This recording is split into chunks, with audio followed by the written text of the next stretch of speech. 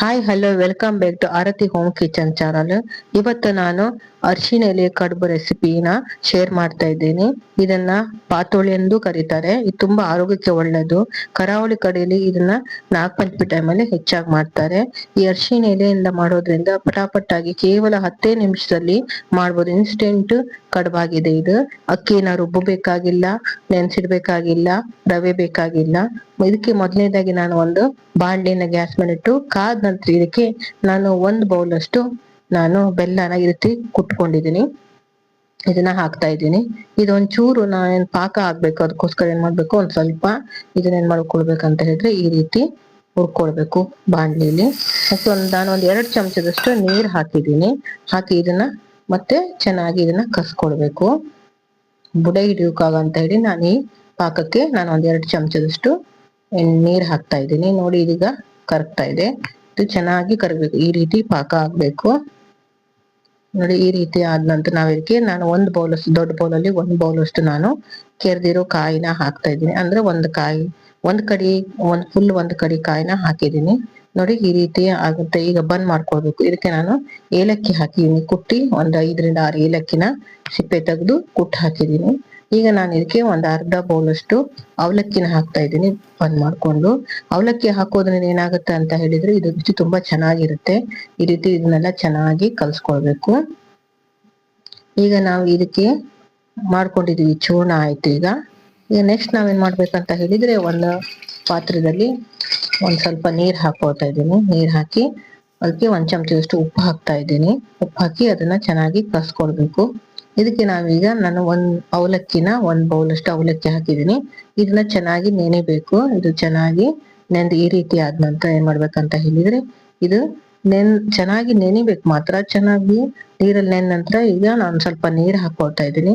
ಹಾಕಿದ ನಂತರ ಇದಕ್ಕೆ ಒಂದು ದೊಡ್ಡ ಬೌಲಲ್ಲಿ ನಾನು 1.5 ಬೌಲ್ ಅಷ್ಟು ನಾನು ಅಕ್ಕಿ ಹಿಟ್ಟನ್ನ ಹಾಕಿದ್ದೀನಿ ಅದೇ ಬೌಲಲ್ಲಿ. ಇದನ್ನ ಚೆನ್ನಾಗಿ ಕಲ್ಸ್ಕೊಳ್ಬೇಕು. ನಾವು ಅಕ್ಕಿ ರೊಟ್ಟಿಗೆ ಹೇಗೆ ಕಲ್ಸ್ಕೊಳ್ತೀವ ಅದಕ್ಕಿಂತ ಇನ್ನೊಂದ್ ಸ್ವಲ್ಪ ಮೆದುವಾಗಿರ್ಬೇಕು. ಆ ರೀತಿ ಚೆನ್ನಾಗಿ ಇದನ್ನ ಕಲ್ಸ್ಕೊಳ್ಬೇಕು. ನೋಡಿ ಈ ರೀತಿ ಈ ಹದದಲ್ಲಿ ಕಲ್ಸ್ಕೊಳ್ಬೇಕು. ಇನ್ನ ಒಂದ್ 10 ನಿಮಿಷ ಹಾಗೆ ಮುಚ್ಚಿಡ್ಬೇಕು. ಅನಂತರ ನಾನು ಇದು ನಮ್ಮನೆ ಗಾರ್ಡನ್ ಆದಂತ ಅರಿಶಿನ ಎಲೆಗಳು ಈ ರೀತಿ ಸಣ್ಣ ಸಣ್ಣ ಎಲೆ ಅದು ತುಂಬಾ ಚೆನ್ನಾಗಿರುತ್ತೆ. ದೊಡ್ಡ ಎಲೆಗಳಾದ್ರೆ ನಾವೇನ್ ಮಾಡ್ಬೇಕಂತ ಹೇಳಿದ್ರೆ ಇದನ್ನ 2 ಭಾಗಗಳಾಗಿ ಕಟ್ ಮಾಡ್ಕೊಳ್ಬೇಕು. ಈ ರೀತಿ ಕಟ್ ಮಾಡ್ಕೊಳ್ಬೇಕು. ಇದನ್ನ ನಾನು ಚೆನ್ನಾಗಿ ತೊಳೆದು ಮುಂಚಿನ ದಿನ ರಾತ್ರಿನೇ ತೊಳೆದು ನೀರೆಲ್ಲ ಹೋಗುವಾಗೆ ಚೆನ್ನಾಗಿ ತೊಳೆದು ನೀರೆಲ್ಲ ಕ್ಲೀನ್ ಮಾಡಿಟ್ಟಿದ್ದೀನಿ. ನೀರ್ ಇರ್ಬಾರ್ದು, ನೀರಿನ ಅಂಶ ಇರಬಾರ್ದು. ನೋಡಿ ಈ ರೀತಿ ಅರಿಶಿನ ಎಲೆ ಕಟ್ ಮಾಡಿದ್ದೀನಿ. ಈ ರೀತಿ 2 ತುಂಡು ಮಾಡಿದ್ದೀನಿ ದೊಡ್ಡ ದೊಡ್ಡ ಎಲೆಗಳನ್ನ. ಈಗ ನಾವೇನ್ ಮಾಡ್ಬೇಕಂತ ಹೇಳಿದ್ರೆ ಒಂದೊಂದೇ ಎಲೆಗಳಿಗೆ ನಾವು ಕಲ್ಸಿಟ್ಟಿದ್ವಲ್ಲ ಅಕ್ಕಿ ಹಿಟ್ಟಿನ ಇದನ್ನ ಏನ್ ಮಾಡ್ಬೇಕು, ಚೆನ್ನಾಗಿ ಕೈಯಲ್ಲಿ ನಿಧಾನವಾಗಿ ಈ ರೀತಿ ಹಚ್ಕೊಳ್ಬೇಕು. ಹಚ್ಚಿ ಇದನ್ನ ಎಲೆಗೆ ಈ ರೀತಿ ಹಾಕ್ಬೇಕು. ಕೈಗೆ ಅಂಟುತ್ತೆ ಅನ್ನೋದಾದ್ರೆ ಒಂದ್ ಸ್ವಲ್ಪ ನೀರನ್ನ ಕೈಯಲ್ಲಿ ಅಂಟಿಸ್ಕೊಂಡು ನೋಡಿ ಈ ರೀತಿ ತಟ್ಟಬೇಕು. ನಿಧಾನವಾಗಿ ತಿಟ್ಟಬೇಕು. ಇದಕ್ಕೇನು ಹೆಚ್ಚಿಗೆ ಟೈಮು ಬೇಕಾಗುದಿಲ್ಲ, ಪಟಪಟ ಅಂತಾನೆ ಆಗುತ್ತೆ. ಚೂರ್ಣ ಅಂತೂ ಮೊದ್ಲೇ ಮಾಡಿಟ್ಕೊಬಿಟ್ಟು ಅಕ್ಕಿ ಹಿಟ್ಟನ್ನ ಕಲಸಿ ಬೇಗನೆ ಮಾಡ್ಬೋದು. ಒಂದ್ ಅರ್ಧ ಗಂಟೆ ಒಳಗೆ ಇದನ್ನ ಮಾಡಿ ಮುಗಿಸಬಹುದು.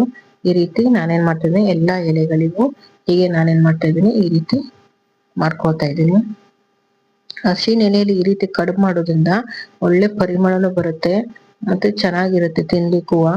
ಮಕ್ಕಳಿಗೂ ಇಷ್ಟಪಟ್ಟು ತಿಂತಾರೆ. ಈ ರೀತಿ ಹಬ್ಬಗಳ ಟೈಮಲ್ಲಿ, ನಾಗಪಂಚಮಿ, ಚೌತಿ ಈ ಟೈಮಲ್ಲೆಲ್ಲ ಈ ರೀತಿ ಕಡುಬುಗಳನ್ನ ಮಾಡ್ತೀವಿ ನಮ್ಮನೆ, ಸಿಹಿ ಕಡುಬನ್ನ. ನೋಡಿ ಈಗ ಏನ್ ಮಾಡ್ಬೇಕು, ಕೈಗೆ ಅಂಟದಿದ್ದಂಗೆ ನಿಧಾನವಾಗಿ ಈ ರೀತಿ ಎಷ್ಟು ತೆಳು ಬೇಕಾದ್ರೂ ಮಾಡ್ಕೊಳ್ಬಹುದು ಇದನ್ನ ಅಕ್ಕಿ ಹಿಟ್ಟಿಂದ. ಯಾಕಂತ ಹೇಳಿದ್ರೆ ಅಷ್ಟು ತೆಳು ಮಾಡ್ಬೋದು, ಇದನ್ನ ತೆಳುವಾಗಿ ಮಾಡ್ಬೋದು. ಎಷ್ಟು ದಪ್ಪ ಏನ್ ಮಾಡ್ಬೇಕಂತ ತೆಳುವಾಗಿ ಮಾಡ್ಕೊಳ್ಬೋದು. ನೋಡಿ ಈ ರೀತಿ ನಾನೇನ್ ಮಾಡ್ತಿದ್ದೀನಿ, ಎಲ್ಲಾ ಹಿಟ್ಟನ್ನು ಇದೇ ರೀತಿಯಲ್ಲಿ ಎಲ್ಲಾ ಎಲೆಗಳಿಗೂ ಇದೇ ರೀತಿ ತಟ್ಕೊಳ್ತಾ ಇದ್ದೀನಿ. ಈ ಅಕ್ಕಿ ಹಿಟ್ಟಿನ ಇದಿದೆಯಲ್ಲ ತುಂಬಾ ಚೆನ್ನಾಗಿರುತ್ತೆ, ತುಂಬಾ ಟೇಸ್ಟೂ ಇರುತ್ತೆ. ಒಂಥರ ಹಾಳೆ ತರ ತೆಳುವಾಗಿ ಬರುತ್ತೆ ಇದು. ಈ ರೀತಿ ತಟ್ಟಿ ನಾನೇನ್ ಮಾಡ್ತಾ ಇದ್ದೀನಿ, ಎಲ್ಲಾ ಎಲೆಗಳದ್ದು ಹೀಗೆ ನಾನು ತಟ್ಕೊಳ್ತಾ ಇರ್ತೇನೆ. ನೋಡಿ ಈಗ ಎಲ್ಲಾ ಎಲೆನೂ ಇದೇ ರೀತಿ ಮಾಡಿಟ್ಕೊಂಡಿದ್ದೀನಿ. ಈಗ ನಾನು ಕೂಡ್ಲೆ ಮಾಡಿಟ್ಕೊಂಡು ಬೇಗನೆ ಇದು ಒಣಗದೆ ಇರೋ ಹಾಗೆ ಬೇಗನೆ ಏನ್ ಮಾಡ್ಬೇಕಂತ ಹೇಳಿದ್ರೆ ಇದಕ್ಕೆ ನಾವು ಮಧ್ಯದಲ್ಲಿ ನಾವು ಮಾಡಿಟ್ಟಿದೀವಲ್ಲ ಚೂರ್ಣವನ್ನ ಸ್ವಲ್ಪನೇ ಹಾಕ್ಬೇಕು, ಜಾಸ್ತಿ ಹಾಕ್ಬಾರ್ದು, ಚೂರೇ ಹಾಕಬೇಕು. ಯಾಕಂತ ಹೇಳಿದ್ರೆ ನಾವು ಅದನ್ನ ಮತ್ತೇನ್ ಮಾಡ್ಬೇಕಂತ ಹೇಳಿದ್ರೆ ಮುಚ್ಚಬೇಕಲ್ಲ ಎಲೆಗಳನ್ನ, ಅದಕ್ಕಾಗಿ ಈ ರೀತಿ ನಾವೇನ್ ಮಾಡ್ಬೇಕು, ಒಂದೊಂದೇ ಎಲೆಗಳಿಗೆ ಸ್ವಲ್ಪನೇ ಚೂರ್ಣನ ಹಾಕೊಳ್ತಾ ಇದ್ದೀನಿ. ಎಲ್ಲ ಎಲೆಗಳಿಗೂ ಇದೇ ರೀತಿ ಸ್ವಲ್ಪ ಚೂರ್ಣನ ನಾನು ಹಾಕ್ತಾ ಇದ್ದೀನಿ. ಈ ಚೂರ್ಣಕ್ಕೆ ನಾವು ಅವಲಕ್ಕಿ ಹಾಕಿರೋದ್ರಿಂದ ಇದು ತುಂಬಾ ಟೇಸ್ಟ್ ಬರುತ್ತೆ. ಎಲ್ಲಾ ಚೂರ್ಣ ತರ ಅಲ್ಲ, ಇದು ತುಂಬಾ ಚೆನ್ನಾಗಿರತ್ತೆ, ರುಚಿನೂ ಸಖತ್ ಇರತ್ತೆ. ನೀವು ಒಂದ್ಸಲ ಮಾಡಿ ನೋಡಿ ಈ ರೀತಿನ. ಬೆಳಿಗ್ಗೆ ಹೊತ್ತಿಗೆ ಬೇಗ ಬೇಗನೂ ಮಾಡ್ಬೋದು, ಹಬ್ಬ ಟೈಮಿಗೆಲ್ಲ ಇನ್ಸ್ಟೆಂಟ್ ಆಗಿ ಮಾಡ್ಬೋದು ನೋಡಿ. ಈಗ ಇದೆಲ್ಲ ನಾನು ಚೂರ್ಣ ಹಾಕಿಟ್ಟಿದ್ದೀನಿ. ಈಗ ಏನ್ ಮಾಡ್ತಿದ್ದೀನಿ, ನಾನು ಇದನ್ನ ಫೋಲ್ಡ್ ಮಾಡ್ತಾ ಇದ್ದೀನಿ ನೋಡಿ. ಇದೇ ರೀತಿ ಫೋಲ್ಡ್ ಮಾಡ್ಬೇಕು, ನಿಧಾನವಾಗಿ ಪ್ರೆಸ್ ಮಾಡ್ಬೇಕು. ಈ ರೀತಿ ಎಲ್ಲಾ ಕಡೆಗೂ ಚೂರ್ಣ ಹೊರಗೆ ಬರ್ದೇ ಇರುವಂಗೆ ಈ ರೀತಿ ತುದಿನೂ ಚೆನ್ನಾಗಿ ಪ್ರೆಸ್ ಮಾಡ್ಬೇಕು. ಈ ರೀತಿ ಒಂದೊಂದನ್ನ ಈ ರೀತಿ ಪ್ರೆಸ್ ಮಾಡಿ ನಾನೇನ್ ಮತ್ತೆ ಒಂದು ಪ್ಲೇಟಿಗೆ ಹಾಕೊಳ್ತಾ ಇದ್ದೇನೆ. ಈಗ ಇನ್ನೊಂದನ್ನ ಹಾಗೆ ಮಾಡ್ತಾ ಇದ್ದೀನಿ ನೋಡಿ. ಈ ರೀತಿ ಒಂದೊಂದನ್ನ ಈ ರೀತಿ ಪ್ರೆಸ್ ಮಾಡ್ಬೇಕು. ಹೀಗೆ ಪ್ರೆಸ್ ಮಾಡಿ ಚೂರ್ಣ ಹೊರಗೆ ಬರ್ದು ತುದಿಗೆ ಆಚೆಗೆ ತುದಿನೂ ಚೆನ್ನಾಗಿ ಮೊದಲು ಪ್ರೆಸ್ ಮಾಡ್ಕೊಳ್ಬೇಕು ನೋಡಿ. ಈ ರೀತಿ ಒಂದೊಂದೇ ಹೀಗೆ ಪ್ರೆಸ್ ಮಾಡಿ ಒತ್ತಬೇಕು.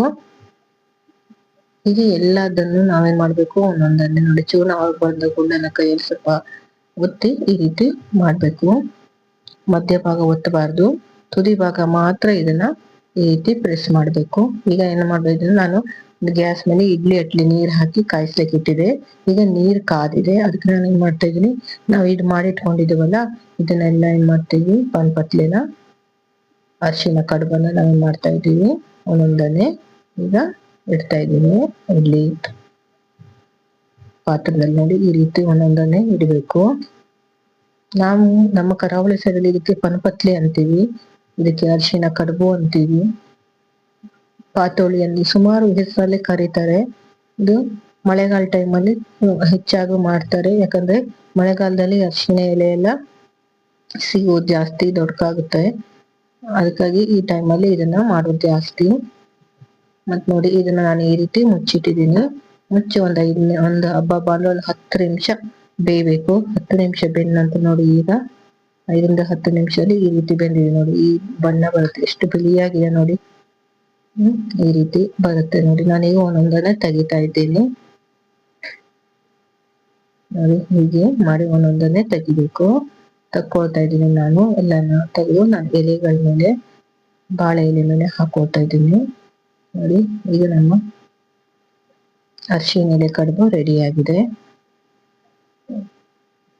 ಹೆಚ್ಚಿಗೆ ನಾನು ಸ್ವೀಟ್ ಹಾಕಿಲ್ಲ, ಜಾಸ್ತಿ ಸ್ವೀಟ್ ಆದ್ರೂ ತಿನ್ಲಿಕ್ಕೆ ಚೆನ್ನಾಗಿರಲ್ಲ. ಅದಕ್ಕಾಗಿ ನಾನು ನೋಡಿ ಇಷ್ಟೊಂದು ಬಿಳಿಯಾಗಿ ಬಿಸಿ ಇದೆ.